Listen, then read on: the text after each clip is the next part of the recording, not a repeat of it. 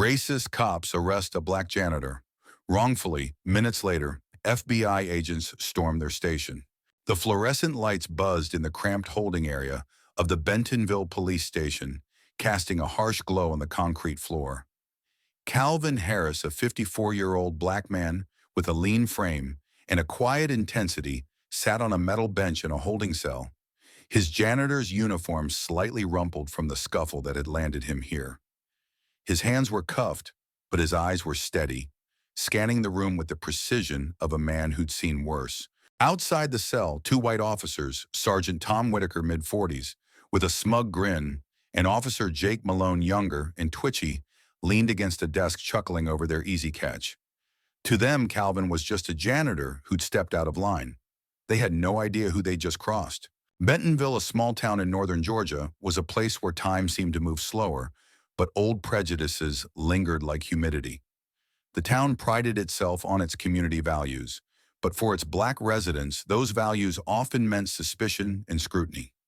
Calvin had lived here for decades, keeping a low profile as he worked nights at the county courthouse, sweeping floors and emptying trash cans.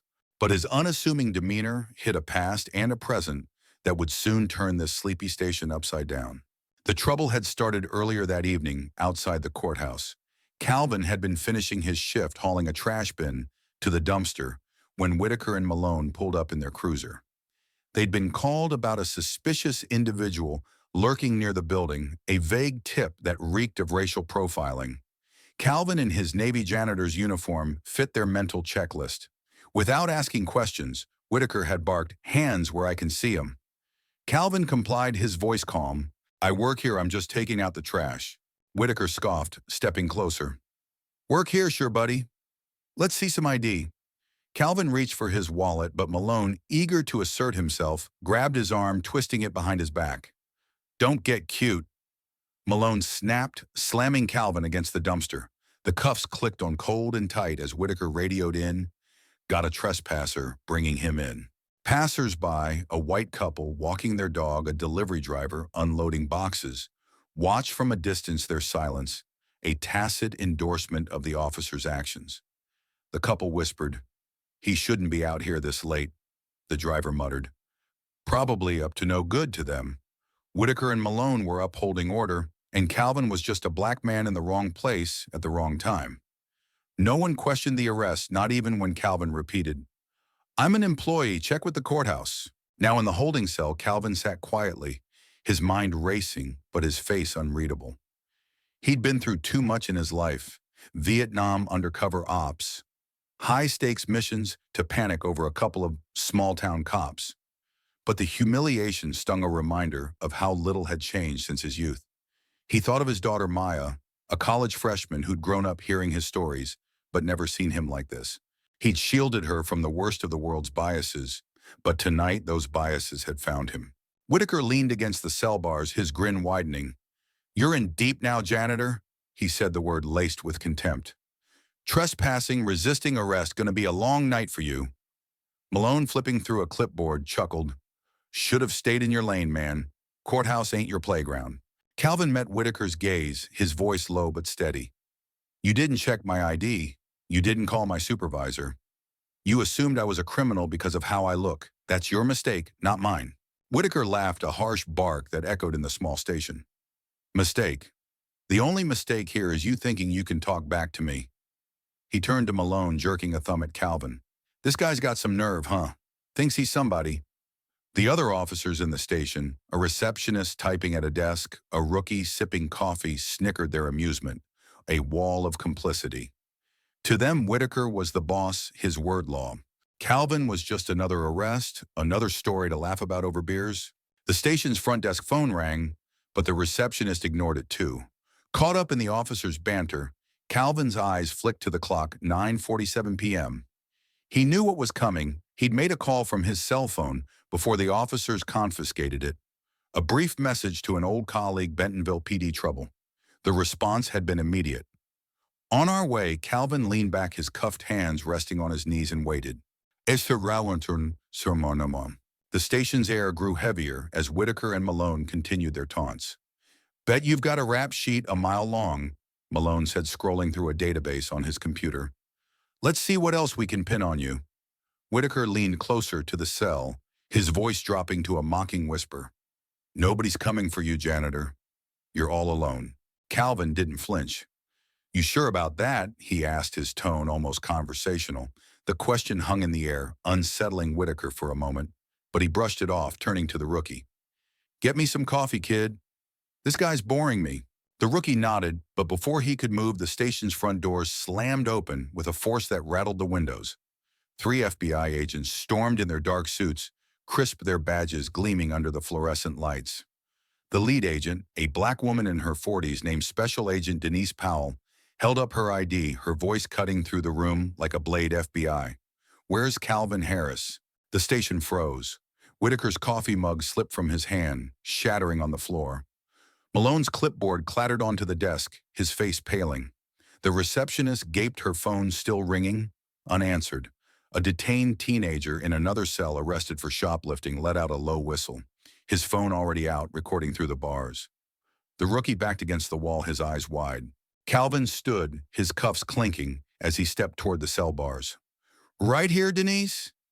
He said, his voice calm but resonant. Powell's eyes locked onto him, a flicker of relief passing over her face, before she turned to Whitaker, her expression hardening. Uncuff him. Now she ordered, her tone leaving no room for argument. Whitaker fumbled with his keys, his hands shaking as he opened the cell. Calvin stepped out, rubbing his wrists, his janitor's uniform now, a stark contrast to the authority radiating from him. The other 2 agents, a white man and a Latina woman, fanned out, securing the station's exits. Whitaker stammered, his bravado gone. This is a misunderstanding. He was trespassing and... Trespassing, Powell interrupted, holding up a tablet with Calvin's file. This is Supervisory Special Agent Calvin Harris, retired FBI, currently consulting on a federal task force. He's been employed at the courthouse for years with full clearance. You arrested him without cause, without checking his ID, and without contacting his supervisor. That's not a misunderstanding. That's misconduct. The station was a tableau of shock.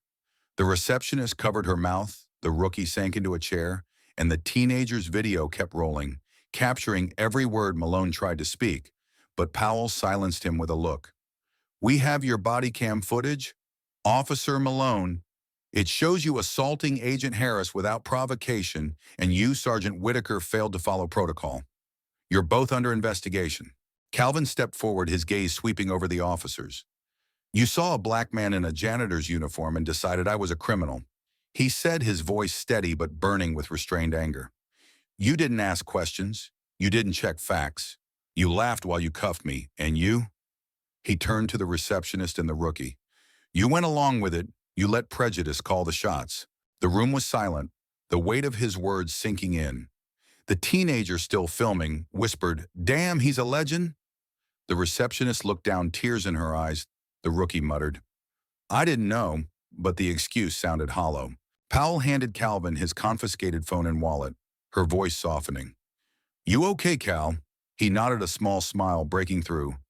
Been through worse, just glad you got here fast. She turned to the officers, her tone icy. Agent Harris is a decorated veteran and one of the best agents I've ever worked with. You're lucky he's not pressing charges yet, but your department's getting a full audit. Expect federal oversight by morning. Over, son. The station erupted in chaos as the agents took control. Powell and her team collected statements, seized body cam footage, and secured Calvin's belongings. Whitaker and Malone were stripped of their badges pending investigation, their faces a mix of shame and disbelief. The teenager's video, uploaded to social media, went viral within hours, racking up millions of views under HOA Bentonville Justice News. Vans descended on the town, and the police chief issued a public apology promising reforms. Calvin didn't linger. He drove home, the night air cool against his skin. Maya was waiting, her eyes wide with worry as she hugged him. Dad, I saw the video. Are you okay? He pulled her close, his voice steady. I'm fine, baby. Just had to remind some folks who I am. The fallout was swift. Whitaker and Malone faced federal charges for civil rights violations, their careers effectively over the Bentonville PD under scrutiny, implemented mandatory bias training and community outreach, with Calvin consulting on the reforms. He spoke at town halls, his story resonating with residents who'd faced similar treatment. The teenager, inspired, started a youth group to hold police accountable, naming it after Calvin. One evening, Calvin sat in his living room, Maya beside him watching the news replay the station confrontation. "You didn't just win, Dad," she said, "you changed things." He smiled his heart full.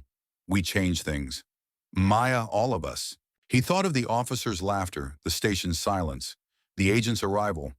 He thought of the receptionist's tears, the teenager's courage, the town's awakening. The system was flawed, but it wasn't unbreakable. Calvin had cracked it open, not with anger, but with truth. The fight wasn't over, but Calvin Harris was ready. He'd turned a wrongful arrest into a call for justice, and Bentonville would never be the same. If you've ever been judged unfairly, don't stay silent, share your story. Demand change. Let's build a world where no one's dismissed and everyone's truth is heard.